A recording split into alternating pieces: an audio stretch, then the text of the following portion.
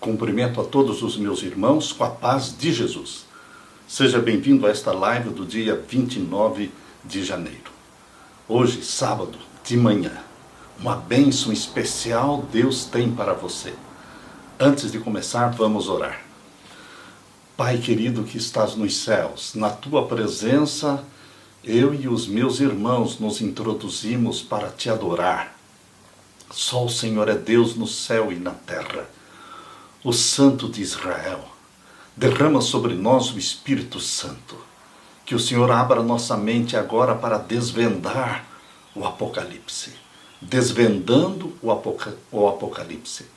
Desvendando o Apocalipse. Entendendo as mensagens proféticas que o Senhor tem para nós como teu povo neste tempo do fim, nesta última geração. Abre, portanto, nossa mente. Unge-nos com o Espírito Santo, em nome de Jesus. Amém.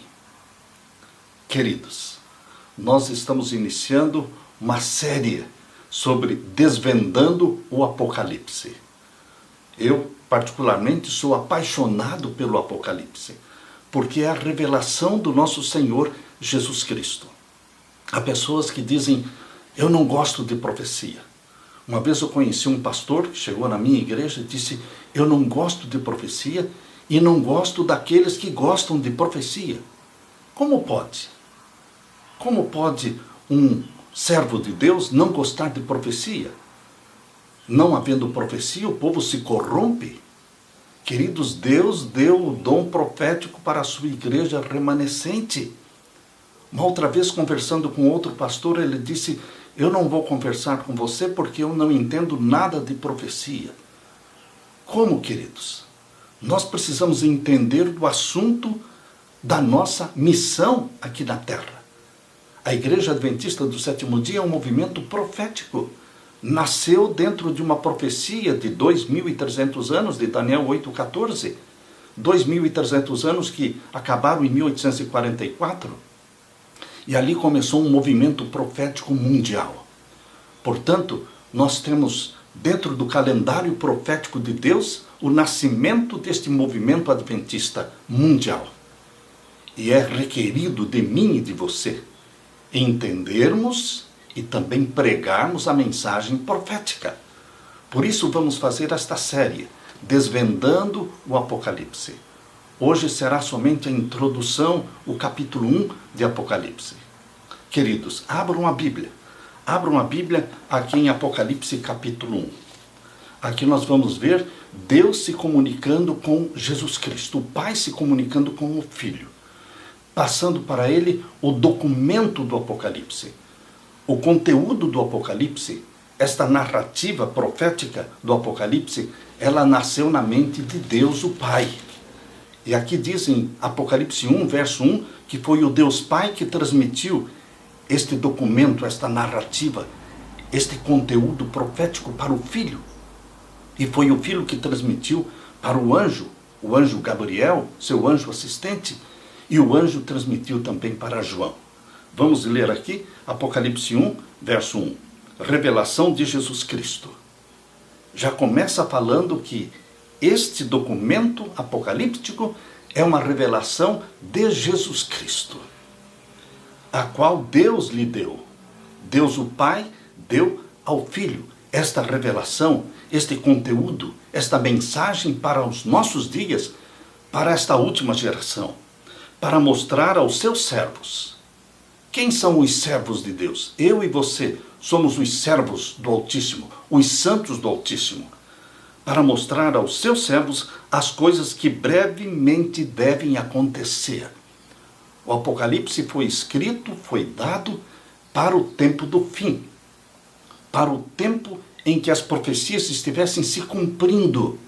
Quando as profecias estivessem se cumprindo, saberíamos que brevemente deveriam acontecer estes acontecimentos de eventos finais anunciados no Apocalipse, para mostrar aos seus servos as coisas que brevemente devem acontecer, e pelo seu anjo, o anjo assistente de Jesus Cristo, desde lá o livro de Daniel, e aqui no Apocalipse também, é o anjo Gabriel.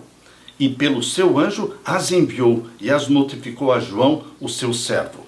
Queridos, Deus o Pai é a fonte de todas as verdades proféticas neste documento chamado Apocalipse.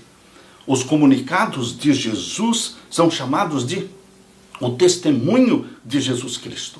Vamos ler então o verso 2, o qual testificou da palavra de Deus e do testemunho de Jesus Cristo e de tudo que tem visto. Jesus Cristo testificou da palavra que saiu da boca do Deus Pai. O testemunho de Jesus Cristo é exatamente o conteúdo que ele recebeu do Deus Pai e enviou para João. E João enviou para você. E agora o verso 3. Bem-aventurado aquele que lê e os que ouvem as palavras desta profecia e guardam as coisas que nela estão escritas, porque o tempo está próximo. Queridos, Deus está dando uma bênção àquele que lê, àquele que medita, àquele que guarda as palavras da profecia. Bem-aventurado aquele que lê, aqueles que ouvem as palavras desta profecia e guardam as coisas que nela estão escritas, porque o tempo está próximo. O primeiro autor do Apocalipse é o Deus Pai e nosso Senhor Jesus Cristo. Mas eles enviaram esta mensagem a João que estava preso na ilha de Patmos. É isso que está escrito aqui no capítulo 1, verso 9. Eu, João, que também sou vosso irmão e companheiro na aflição e no reino e paciência de Jesus Cristo, estava na ilha chamada Patmos, por causa da palavra de Deus e pelo testemunho de Jesus Cristo. Portanto, queridos, quem escreveu o Apocalipse foi João, o servo de Deus, o discípulo amado. Mas a origem é o Deus Pai e seu Filho Jesus Cristo. O destino dessas mensagens está claramente revelado aqui no capítulo 1, verso 4. João, às 7 igrejas que estão na Ásia. Portanto, Deus pediu que João escrevesse e enviasse para as 7 igrejas que estão na Ásia. Representam então os filhos de Deus espalhados pela Ásia Menor, que hoje é a Turquia. Deus escolheu 7 igrejas que existiam ali na Ásia Menor para enviar estas mensagens, e estas 7 igrejas também representam 7 grupos de filhos e filhas de Deus espalhados ao longo dos séculos, desde o ano 31, quando a igreja cristã foi fundada, até a volta de Jesus Cristo. A história do cristianismo está dividida em 7 fases, 7 grandes fases, representadas pelas 7 igrejas. Portanto, o destino final da mensagem é o povo de Deus, os santos do Altíssimo. Eles são o público-alvo. Quando nós estudamos o Apocalipse, queridos irmãos, nós percebemos que o tempo ele está presente na mente de Deus. É interessante que em todos os eventos anunciados por este livro apocalíptico, queridos, em todos os eventos, a questão da segunda vinda de Jesus Cristo, o tempo, é uma questão que se destaca. No primeiro verso do Apocalipse, Jesus afirma que seu conteúdo é para acontecer em breve. Em breve deve acontecer, capítulo 1, verso 1. Revelação de Jesus Cristo, a qual Deus lhe deu para mostrar aos seus servos as coisas que brevemente devem acontecer. Jesus já começou falando do tempo. Ao longo do livro do Apocalipse, você vai encontrar a preocupação de Deus sobre o tempo em que todas as coisas deveriam se cumprir. Daniel e Apocalipse são 2 livros que se completam, porque eles estão falando dos mesmos assuntos e eles foram escritos para o tempo do fim. O sonho de Daniel, capítulo 2, a grande estátua com cabeça de ouro, peito e braços de prata, e o quadril de bronze, e as pernas de ferro, e os pés em parte de ferro, em parte de barro. Este sonho está registrado lá em Daniel capítulo 2.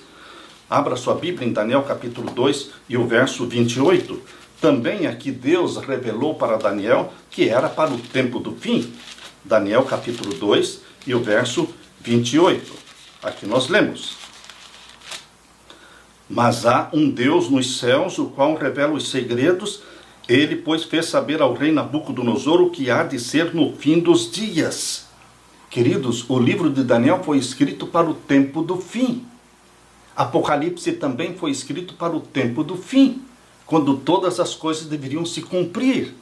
A segunda vinda de Jesus está presente no livro de Daniel, e a segunda vinda de Jesus é o tema principal do Apocalipse. O fim da história terrestre está no coração do Apocalipse. Nós lemos aqui em Apocalipse capítulo 1 e o verso 3. Apocalipse capítulo 1 e o verso 3. Aqui lemos: bem-aventurado aquele que lê e os que ouvem a palavra desta profecia e os que guardam as coisas que nela estão escritas, porque o tempo está próximo. O tempo está próximo. Em breve vai acontecer. O tempo está próximo é repetido muitas vezes no Apocalipse. Leia também Apocalipse capítulo 22. Apocalipse capítulo 22 e o verso 10.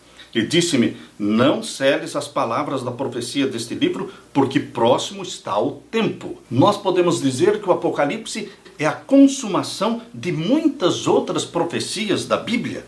Para reforçar isso mais profundamente, Deus informou a João de que este tempo era um tempo que se relacionava à segunda vinda de Jesus. Aqui em Apocalipse capítulo 1 e o verso 7.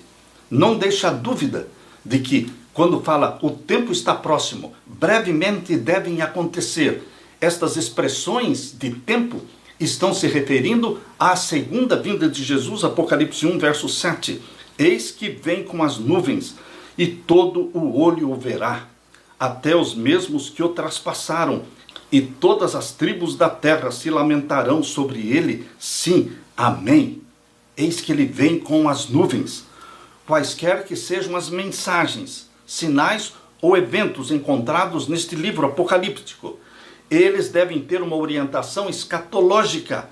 A revelação começa falando da segunda vinda de Jesus, capítulo 1, e termina falando da segunda vinda de Jesus. Apocalipse capítulo 22, verso 6, nós lemos: e disse-me, estas palavras são fiéis e verdadeiras, e o Senhor, o Deus dos santos profetas, enviou o seu anjo para mostrar aos seus servos as coisas que em breve hão de acontecer. Percebam que o primeiro capítulo do Apocalipse está falando das coisas que breve devem acontecer. Eis que ele vem com as nuvens. E termina falando das coisas que breve devem acontecer. Capítulo 22, verso 6. E também o verso 7. Eis que presto venho. De novo, eis que presto venho significa eu estou às portas. Bem-aventurado aquele que guarda as palavras da profecia deste livro. E agora o verso 12. Eis que cedo venho, e o meu galardão está comigo para dar a cada um segundo a sua obra. Você está percebendo, queridos? Ao longo de todo o Apocalipse, estas expressões estão falando que Jesus Cristo voltará. Não foi um livro escrito para o primeiro século. O livro do Apocalipse foi escrito para o tempo do fim, para a nossa geração. E o capítulo 22, o último capítulo, verso 20, diz: aquele que testifica estas coisas diz: certamente cedo venho. Amém? Ora vem, Senhor Jesus. Queridos, Apocalipse começa e termina falando da gloriosa, da majestosa e amada segunda vinda de Jesus Cristo, nossa bendita esperança. O contexto do Apocalipse inteiro descreve eventos relacionados à segunda vinda do nosso Senhor Jesus Cristo. Portanto, não podemos prender o Apocalipse na Idade Média. Não podemos jogar as profecias do Apocalipse para a Idade Média, porque elas estão apontando para o tempo do fim, para a última geração, quando as profecias deveriam se cumprir e nós entenderíamos que Jesus estaria às portas. Estas expressões em breve devem acontecer, rapidamente, estão às portas. Todas as expressões apontam para a volta de Jesus. Mas, como nós podemos entender que a segunda vinda de Jesus estaria próxima no primeiro século? Porque na mente de Deus e na mente dos apóstolos, na mente dos judeus, na mente dos líderes religiosos do primeiro século e também da Idade Média e também da Reforma, e na mente dos pioneiros da Igreja Adventista, existia a semana de 7.000 anos, sendo 6.000 anos de pecado e o 7º milênio seria o povo de Deus no céu. Queridos, por isso, quando Jesus Cristo veio, já tinham se passado 4 dias de 1000 anos. E só faltavam mais 2 dias. Mais 2 dias de 1000 anos. Para que se completassem os 6.000 anos de pecado. Por isso, queridos, seriam os últimos dias. Mas este é somente um aspecto da expressão últimos dias que deveremos entender. Existe um outro aspecto que deveremos considerar. Existe uma segunda razão para o Apocalipse repetir tantas vezes que o tempo está próximo. É o contexto escatológico do Apocalipse, os eventos finais aqui profetizados. Quando todas estas profecias de Apocalipse que conduzem você para o tempo do fim, quando elas estivessem acontecendo, se cumprindo, você poderia entender que a volta de Jesus estaria às portas. No momento do cumprimento das profecias, a vinda de Jesus estaria próxima, porque ocorreria rapidamente. Apocalipse retrata um Salvador trabalhando pelo seu povo, andando no meio do seu povo, como está ali em Apocalipse capítulo 1, quando fala de Jesus andando no meio dos 7 castiçais, que representam as 7 igrejas, mostra Jesus presente, constante na vida do seu povo. Jesus não está distante, Jesus está perto, está junto com o seu povo, andando no meio do seu povo. É assim que a Bíblia retrata Jesus Cristo em Apocalipse capítulo 1. Queridos, Apocalipse mostra Jesus Cristo trabalhando a favor do seu povo. Ele é a fiel testemunha. Abra sua Bíblia em Apocalipse capítulo 1, verso 4 e 5. João, às 7 igrejas que estão na Ásia, graça e paz seja convosco da parte daquele que é, e que era, e que há de vir, e da dos 7 espíritos que estão diante do seu trono. Aqui no verso 4, existe uma saudação que vem da parte do Deus Pai. Veja aqui no verso 4, João está falando de uma saudação ao Deus Pai. Graça e paz seja convosco da parte daquele, da parte do Deus Pai, que é, e que era, e que há de vir, e da dos 7 espíritos que estão diante do seu trono. E também é uma saudação que vem de Jesus Cristo, verso 5, e da parte de Jesus Cristo. Você está percebendo? Verso 4 fala do Deus Pai, verso 5 fala de Jesus Cristo. E da parte de Jesus Cristo, que é a fiel testemunha. Por que Jesus é a fiel testemunha? Porque ele testifica de tudo que ele ouviu e recebeu do Pai. Ele transmite isso ao servo João. Por isso ele é uma fiel testemunha. Fiel testemunha, primogênito dos mortos. Por que a Bíblia fala que Jesus Cristo é o primogênito dos mortos? A palavra primogênito significa o mais importante. Primogênito era o principal filho que nascia numa família. Todas as atenções eram voltadas para o filho primogênito. A primogenitura de Jesus destaca que Jesus é o maior, o mais importante, o mais digno de todos os seres humanos. E quando fala que ele é o primogênito dos mortos, ele é o maior, é o principal de todos os que morreram e ressuscitaram. Todos os que morreram dependem deste, que é o primogênito dos mortos. É o principal dentre os que morreram e que ressuscitaram. A ressurreição de todos os mortos depende deste, que é o primogênito dos mortos. Queridos, nossas esperanças estão no primogênito dos mortos. Aquele que morreu por nós e que ressuscitou, e que ressuscitará também todos aqueles que nele creem. Portanto, entenda primogênito dos mortos como sendo o mais importante. Aquele que morreu, mas que todos os outros mortos dependem dele. Por isso ele ressuscitou, para dar vida aos que morreram crendo no seu nome. E diz mais, o príncipe dos reis da terra. Nós já estudamos com vocês no Apocalipse, mostrando que, lá em Apocalipse capítulo 21, fala que a terra terá reis. Serão 12 reis, que vão liderar e vão administrar e governar as 12 supernações da nova terra. Estes 12 reis estão todos debaixo da tutela e do poder do Rei dos Reis, que é chamado aqui no capítulo 1, verso 5, de o príncipe dos reis da terra. é Jesus Cristo. Ele é a fiel testemunha, ele é o primogênito dos mortos, porque todos os que morrem dependem de Jesus Cristo para serem ressuscitados, e também ele é o príncipe dos reis da terra. Há aquele que nos ama. Você tem alguma dúvida do amor de Jesus Cristo? Ele já provou este amor, ele já morreu por você. Queridos, ele nos ama e em seu sangue nos lavou dos nossos pecados. O sangue de Jesus Cristo é poderoso para nos purificar de todos os pecados. É assim que diz em 1 João capítulo 1 e o verso 7, que o sangue de Jesus Cristo é poderoso. Leia 1 João capítulo 1 e o verso 7. Mas se andarmos na luz, como ele na luz está, temos comunhão uns com os outros, e o sangue de Jesus Cristo, seu Filho, nos purifica de todo o pecado. Queridos, é esse Jesus que está sendo revelado aqui no Apocalipse. É esta fiel testemunha, Jesus Cristo, que recebeu do Pai todo este conteúdo profético e transmitiu para você e para mim. Que Salvador! Ele é visto como um elo todo-poderoso entre nós, os seres humanos, e o Deus Pai. Sabendo que haveria muitos falsos cristos e falsos profetas, a Bíblia se preocupa em mostrar quem é o verdadeiro Cristo. O verdadeiro Cristo é aquele que morreu, que ressuscitou e que subiu ao céu como as primícias dos mortos. Por que Paulo fala ali na primeira carta aos Coríntios, capítulo 15, verso 23? Abra sua Bíblia. Primeira carta de Paulo aos Coríntios, capítulo 15, verso 23.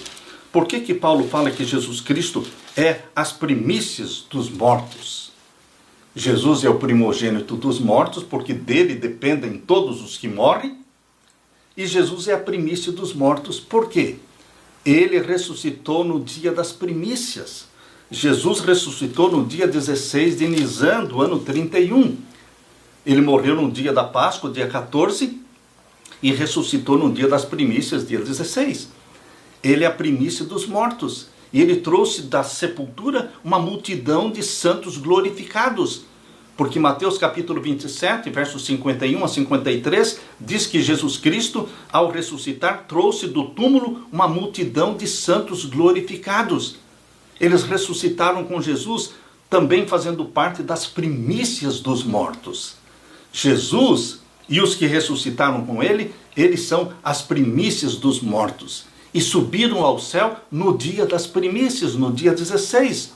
No próprio dia em que ressuscitaram, subiram ao céu e aquela multidão foi consagrada a Deus Pai, lá no santuário celestial. Jesus Cristo apresentou àquela multidão aquele troféu. É o troféu da sua vitória sobre a morte. Apresentou as primícias ao Deus Pai. E Deus aceitou as primícias dos mortos.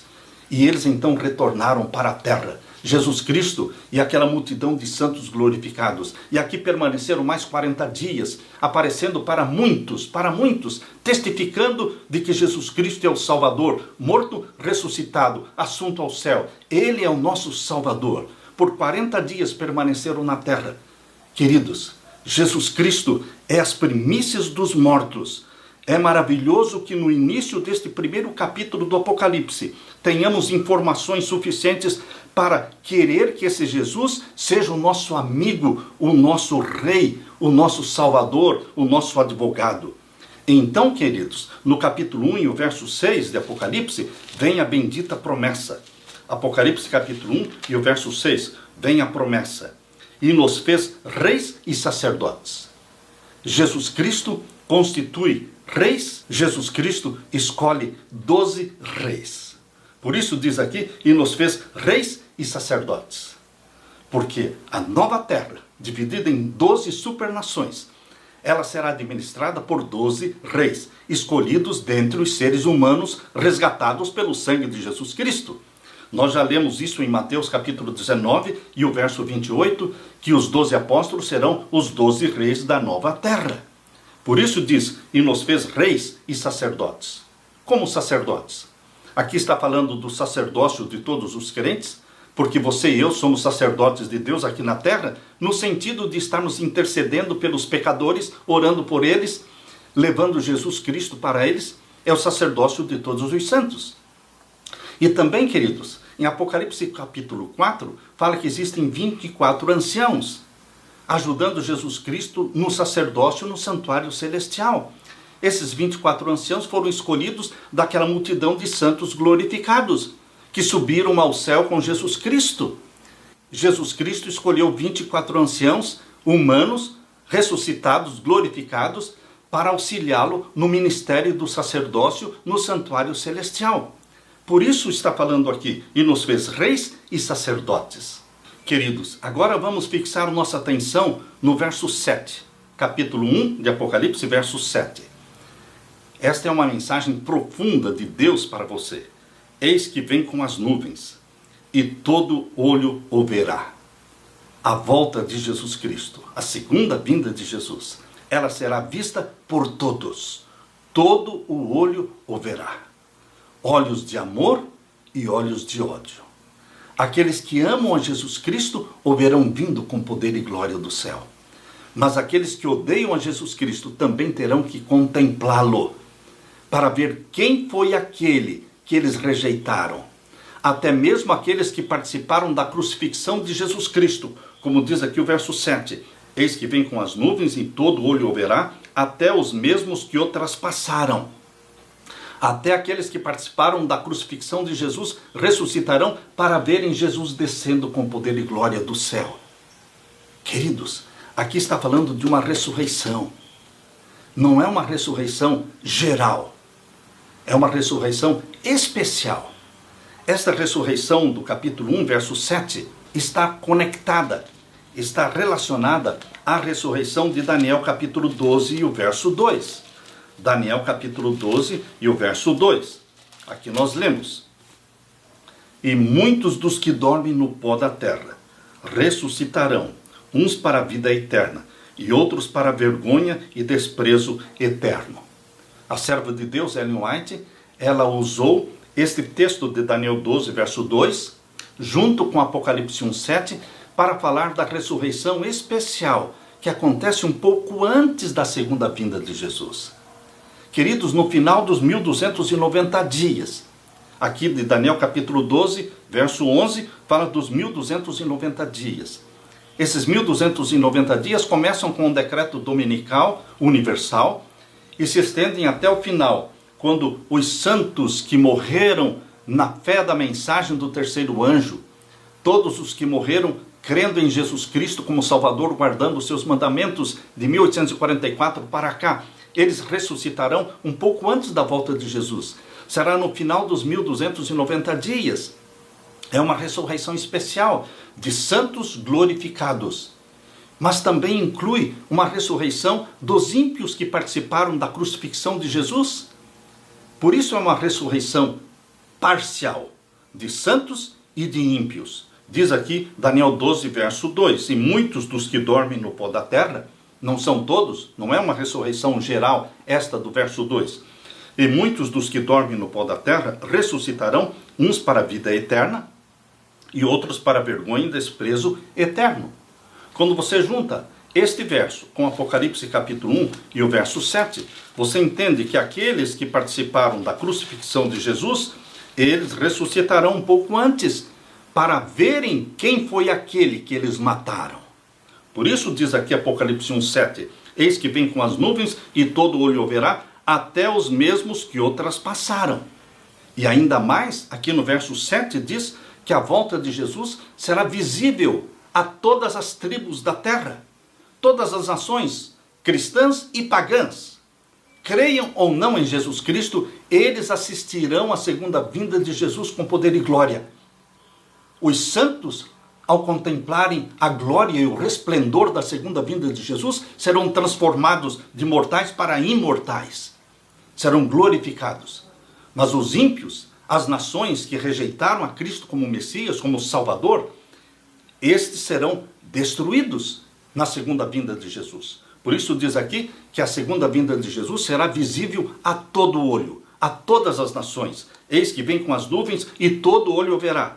Até os que o traspassaram, e todas as tribos da terra se lamentarão sobre ele. Sim, amém. Queridos, a Bíblia fala claramente da segunda vinda de Jesus de forma visível. de forma literal, de forma corpórea. Ele vem com todos os anjos. Será visto por todas as tribos e nações da terra. Agora capítulo 1, verso 8 de Apocalipse. Apocalipse capítulo 1, verso 8. Eu sou o Alfa e o Ômega. Aqui é o Deus Pai quem está falando. O testemunho, a mensagem, nasceu na mente do Deus Pai. Por isso, é o Deus Pai que está falando, verso 8. Eu sou o Alfa e o Ômega, o princípio e o fim, diz o Senhor. Que Senhor? O Deus Pai, que é, e que era, e que há de vir, o Todo-Poderoso. Mas para que você não pense que somente o Pai é o Todo-Poderoso, para que você não pense que somente o Pai é o Alfa e o Ômega, ainda no capítulo 1, queridos, no próprio capítulo 1, nós vamos ver aqui no verso 17. Agora o capítulo 1, verso 17, está falando do Filho. E eu, quando João viu a Jesus Cristo em visão, caí aos seus pés como morto. E ele pôs sobre mim a sua destra, sua mão direita, dizendo-me, não temas, eu sou o primeiro e o último. Jesus Cristo é o primeiro e o último. Jesus Cristo também é o Alfa e o Ômega. Porque a expressão Alfa e Ômega significa primeiro e último. Porque Alfa é a primeira letra do alfabeto grego e Ômega é a última. É o mesmo sentido. Eu sou o primeiro e o último. Eu sou o Alfa e o Ômega. A eternidade atribuída ao Pai também é a mesma eternidade atribuída ao Filho. Quando nós lemos aqui em Apocalipse 1, verso 8, do Pai, mostra que o Pai está envolvido, está inteirado com a história da família humana, a história dos pecadores. Nada que acontece para nós está fora do seu alcance. O Deus Pai também é o seu amigo. Em Jesus Cristo você está sendo reconciliado com o Pai.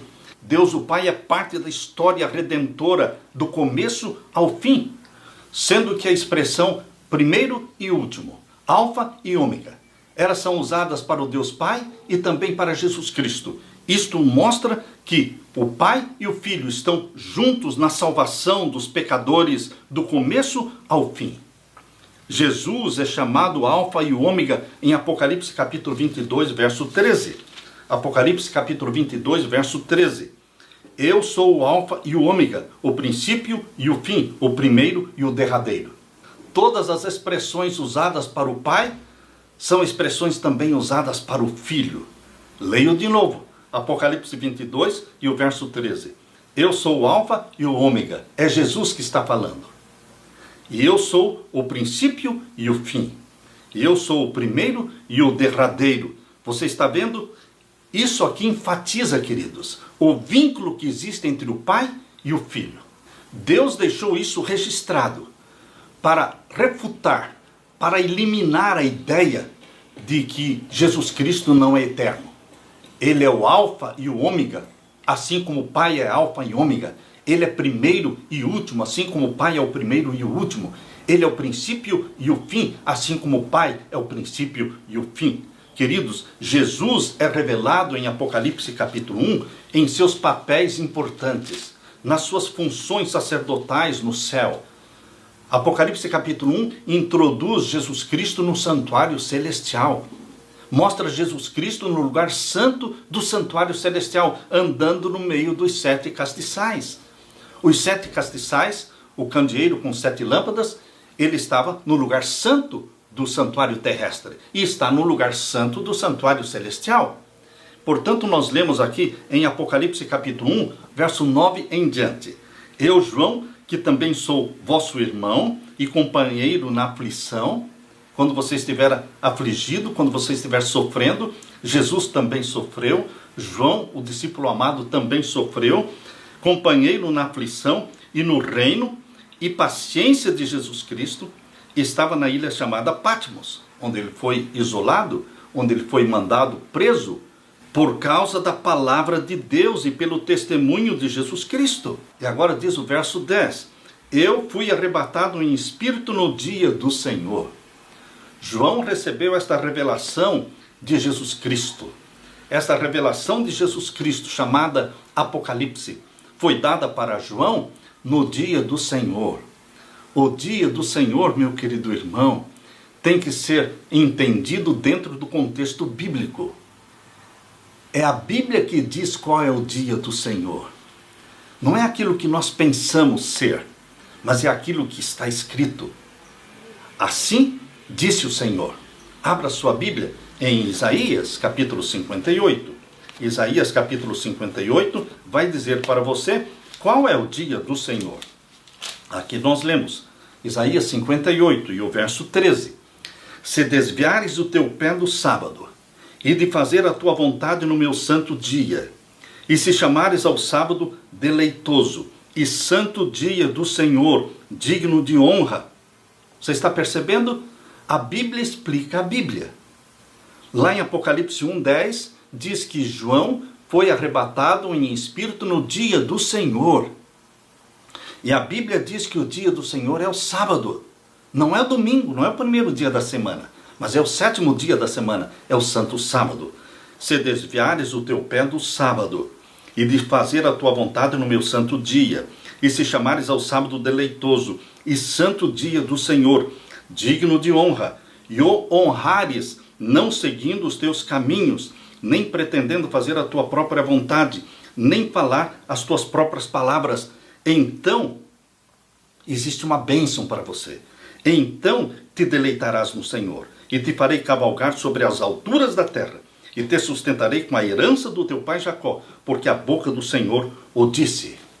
Queridos, voltando para Apocalipse 1:10, o dia do Senhor é o sábado. Foi num dia de sábado que Jesus Cristo se revelou a João na ilha de Patmos e transmitiu para ele todo este documento profético chamado Apocalipse, que veio da mente do Deus Pai. Foi passada para Jesus Cristo. E através do anjo Gabriel foi passada para João. Foi num dia de sábado. Apocalipse 1:10. E fui arrebatado em espírito no dia do Senhor.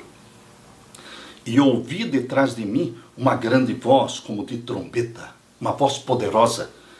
Verso 11. Que dizia: escreve-o num livro e envia-o às 7 igrejas que estão na Ásia. A Éfeso, a Esmirna, a Pérgamo, a Tiatira, a Sardo, a Filadélfia e a Laodiceia. Foi Deus quem escolheu as 7 igrejas a dedo. De muitas igrejas que existiam espalhadas pela Ásia Menor, que hoje é a Turquia, Deus escolheu a dedo 7, porque aquelas 7 igrejas representariam a história do seu povo, 7 fases, 7 capítulos da história do cristianismo ao longo dos séculos. E o próprio nome destas 7 igrejas representa a condição espiritual dos cristãos naquele período. Éfeso é a primeira igreja mencionada que representa a história do cristianismo no seu início, do ano 31 até o ano 100. Este é o período chamado de Éfeso. Esmirna é o período da história do cristianismo que foi do ano 100 ao ano 313. Um período de perseguição. Nós ainda vamos estudar futuramente com vocês a história das 7 igrejas. A igreja de Pérgamo. A igreja de Pérgamo representa a história do cristianismo do ano 313 até o ano 538. Foi o período da apostasia da igreja cristã, o período de Pérgamo, 313 a 538. E então fala de Tiatira, é o período de perseguição ao povo de Deus, de 538 a 1517. E então vem Sardo, que é o período da Reforma Protestante, de 1517 até 1798. E então vem o período de Filadélfia, que é a igreja que não recebeu nenhuma repreensão, a igreja dos missionários. Filadélfia quer dizer amor fraternal. Foi do ano de 1798 a 1844. E então vem Laodiceia, povo do juízo. É o tempo final, tempo do julgamento de Deus, quando Jesus Cristo julgaria todos, começando pelos mortos em 1844. E este juízo vai passar para os vivos. Logo que o decreto dominical seja aprovado, virá então o julgamento dos vivos. Queridos, essa última igreja, Laodiceia, é a igreja que existiria na terra no tempo do fim, no tempo do juízo, 1844 até o fim. E agora o verso 12. E virei-me para ver quem falava comigo. E quando João virou, o que ele viu? Virando-me, vi 7 castiçais de ouro, o candeeiro com 7 lâmpadas do santuário celestial. João contemplou em sua visão o lugar santo do santuário celestial, porque o ministério de Jesus começou no lugar santo.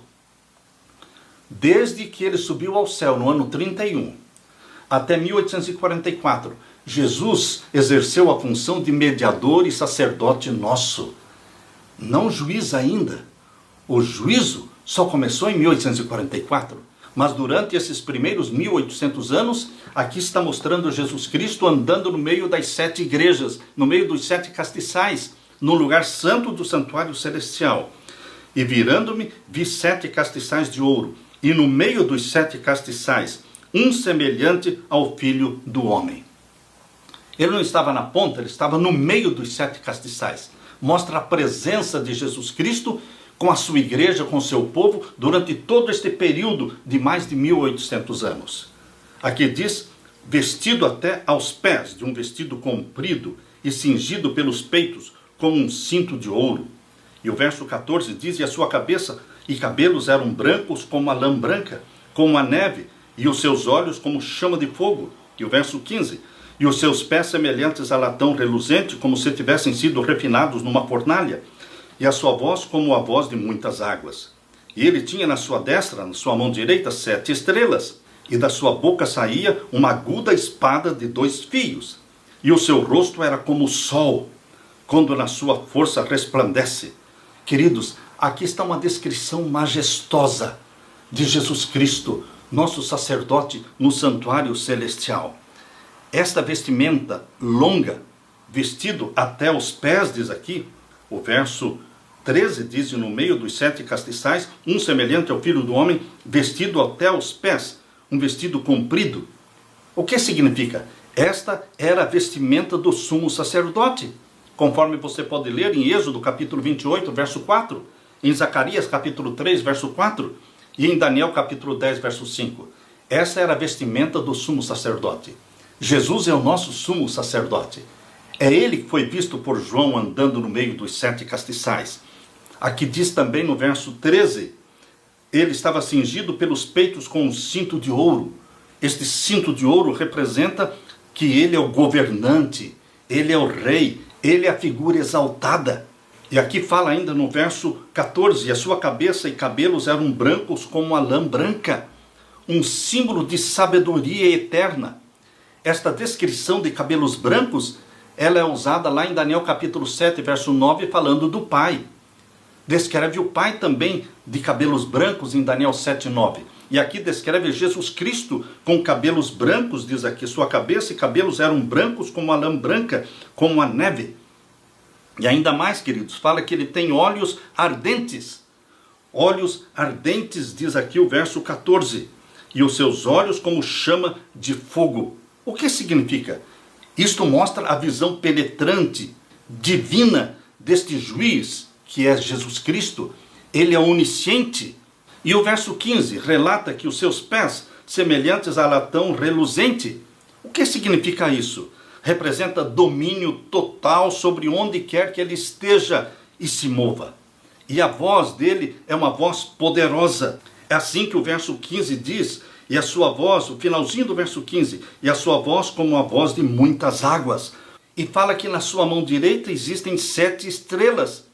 Revelam o quê? A proteção e o cuidado de Jesus Cristo com os líderes e com os membros da igreja cristã durante todo o período das 7 igrejas. E ainda menciona que existe uma espada aguda que sai da sua boca. Leia comigo agora o verso 16. Ele tinha na sua destra 7 estrelas, e da sua boca saía uma aguda espada de 2 fios. Essa espada aguda de 2 fios é a palavra de Deus. Jesus Cristo é a palavra de Deus. Ele tem autoridade judicial. E o verso 16 ainda fala do rosto de Jesus Cristo. O seu rosto era como o sol, quando na sua força resplandece. Queridos, sua glória, sua divindade, ela está aparecendo no rosto de glória, que é descrito aqui por João, no capítulo 1 e o verso 16. Queridos, neste primeiro capítulo do Apocalipse, Até agora tivemos o privilégio de ver Jesus Cristo como um associado soberano com o Deus Pai. É um trabalho em conjunto com o Pai. Uma testemunha fiel é Jesus Cristo de todo o conteúdo transmitido pelo Pai. Todas as profecias do fim dos tempos. Ele, Jesus Cristo, é um Salvador apaixonado pela humanidade que exercerá suas funções de sacerdote, de rei, de juiz ao longo dos eventos registrados no Apocalipse. Existe ainda uma outra mensagem profunda a respeito do nosso Salvador Jesus Cristo. Aqui diz o capítulo 1 e o verso 18. Leia comigo. E o que vivo e fui morto. Eu sou o que vivo, mas eu fui morto. Queridos, o que é que Jesus está falando? Jesus está falando que ele morreu. Literalmente ele morreu por você. Mas ele não ficou morto. A sepultura está vazia. O túmulo está aberto. Ele ressuscitou. E ele trouxe com ele da sepultura uma multidão de santos glorificados. Eles ascenderam ao céu com Jesus Cristo. E continua o verso 18.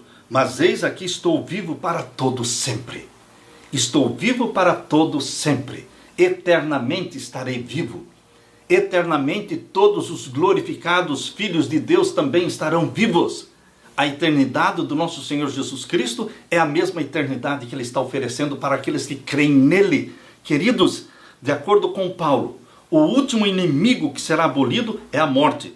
1 Coríntios capítulo 15, verso 26. O último inimigo que será abolido é a morte. Porque Cristo quebrou as algemas da morte.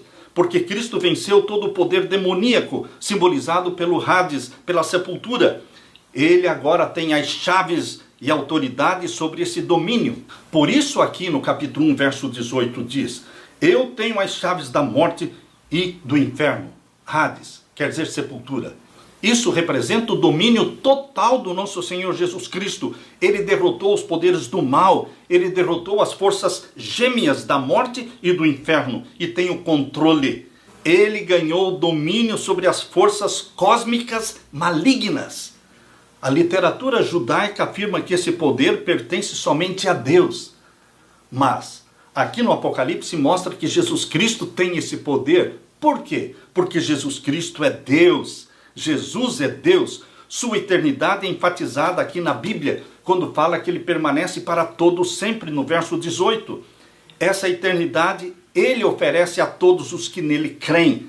A ressurreição de todos os que morreram no Senhor agora faz parte da esperança cristã.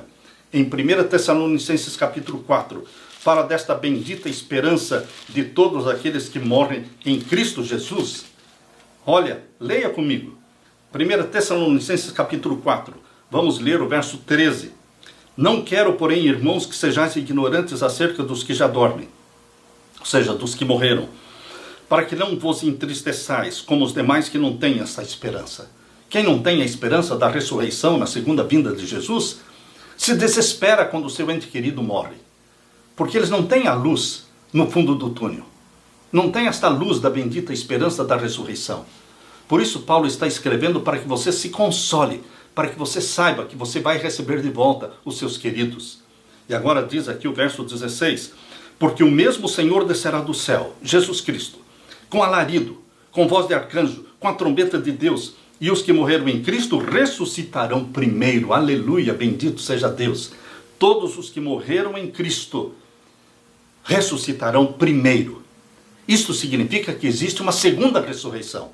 Os salvos ressuscitam primeiro, na segunda vinda de Jesus. E os ímpios ressuscitam depois, na segunda ressurreição, que será no final dos 1000 anos, conforme diz em Apocalipse capítulo 20. Queridos, aqui diz o verso 17 ainda.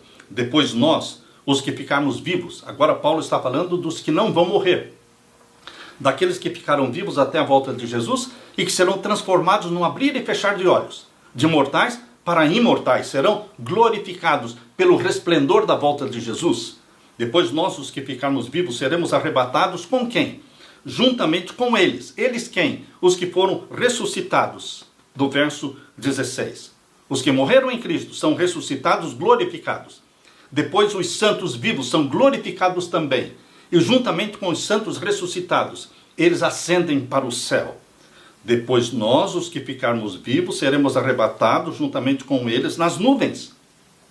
Vamos encontrar Jesus nas nuvens, a encontrar o Senhor nos ares, e assim estaremos sempre com o Senhor, para sempre. Nunca mais vamos nos separar. E o verso 18, portanto consolai-vos uns aos outros com estas palavras. Queridos, que bendita esperança, que bendita promessa. A segunda vinda de Jesus é a mais bendita mensagem, mais bendita promessa em todo o Novo Testamento, queridos. O Novo Testamento, repetidas vezes, está falando Jesus vai voltar. Assim como no Apocalipse, a expressão em breve devem acontecer, eis que estou à porta. Isto reflete uma mensagem que está presente em toda a Bíblia. Você pode ler em Tito capítulo 2, verso 13. Ali diz, aguardando a bem-aventurada esperança e o aparecimento da glória do grande Deus e nosso Salvador Jesus Cristo. Segunda vinda de Jesus. Você pode ler também em Apocalipse 1, 7. Eis que ele vem com as nuvens e todo olho o verá. Você pode ler também em Apocalipse capítulo 16, verso 15. Eis que venho como ladrão. Apocalipse 16, verso 15. Bem-aventurado aquele que vigia e guarda suas vestes, para que não ande nu e não vejam a sua vergonha. Apocalipse 16, verso 15. E também Apocalipse 3, 3. Lembra-te, pois, do que tens recebido e ouvido, guarda-te e arrepende-te. Se, pois, não vigiares, virei sobre ti como ladrão, e não saberás a que hora virei sobre ti. Falando da segunda vinda de Jesus Cristo. Agora leia comigo Apocalipse 3, verso 11. Eis que venho sem demora. Guarda o que tens, para que ninguém tome a tua coroa. Agora leia comigo o capítulo 4 e o verso 8. E os 4 seres viventes tinham cada um de per si 6 asas, e ao redor e por dentro estavam cheios de olhos, e não descansam nem de dia nem de noite, dizendo, Santo, Santo, Santo, é o Senhor Deus Todo-Poderoso, que era, e que é, e que há de vir. Há de vir. Está falando da segunda vinda do nosso Senhor Jesus Cristo. Agora leia comigo também Apocalipse 22 e o verso 7. Apocalipse 22, verso 7. Eis que presto venho. Bem-aventurado aquele que guarda as palavras da profecia deste livro. E agora capítulo 22, verso 12. Eis que cedo venho, e o meu galardão está comigo para dar a cada um segundo as suas obras. E agora o verso 20, capítulo 22, verso 20. Aquele que testifica estas coisas diz, certamente cedo venho. Amém. Ora vem, Senhor Jesus. Queridos, a volta de Jesus Cristo é o tema do Apocalipse. A sua vida precisa ser incendiada com esta bendita esperança da volta de Jesus Cristo. Na segunda carta de Pedro, capítulo 3, verso 10, diz, mas o dia do Senhor virá como ladrão de noite, no qual os céus passarão com grande estrondo, e os elementos ardendo se desfarão, e também a terra e as obras que nela há se queimarão. 2 Pedro 3, verso 10. Queridos, Cristo virá com as nuvens. Nuvens de anjos acompanharão Jesus Cristo. A Bíblia não fala da segunda vinda de Jesus de forma invisível, não, de forma secreta, mas todo olho o verá. Quando ele vier, todos saberão que ele chegou. Mateus capítulo 24, verso 30, diz claramente, então aparecerá no céu o sinal do Filho do Homem, e todas as tribos da terra se lamentarão e verão o Filho do Homem vindo sobre as nuvens do céu com poder e grande glória. Mateus 24, 30. Queridos, o povo de Deus sabe que este é o sinal do Filho do Homem. A nuvem se aproxima. Em silêncio solene, eles a contemplam enquanto ela se aproxima da terra, tornando-se mais leve e gloriosa, até que se torna uma grande nuvem branca. Na sua base existe uma glória como fogo consumidor, e acima dela o arco-íris do pacto. Jesus cavalga como um poderoso conquistador, e os exércitos do céu o seguem. Com hinos de melodia celestial, os santos anjos, uma vasta e incontável multidão, acompanham Jesus Cristo em seu caminho. Nenhuma caneta humana pode retratar a cena, nem a mente mortal é adequada para conhecer o seu esplendor. Sua glória cobriu os céus, e a terra se encheu do seu louvor, e o seu resplendor era como a luz. Apocalipse 3, versos 3 e 4. À medida que a nuvem viva se aproxima ainda mais, todo olho contempla o príncipe da vida.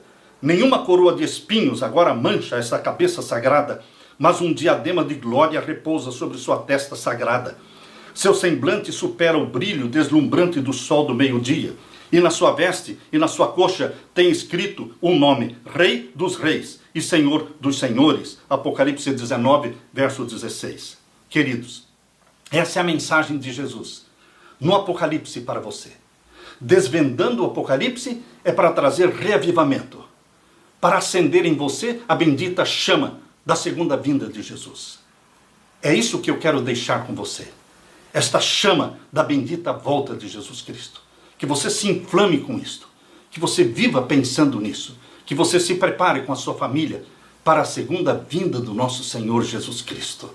Essa é a mensagem de esperança e de alegria e de conforto que eu deixo com você hoje. Deixo também com você, meu querido irmão, minha querida irmã, a paz do meu Jesus. Amém.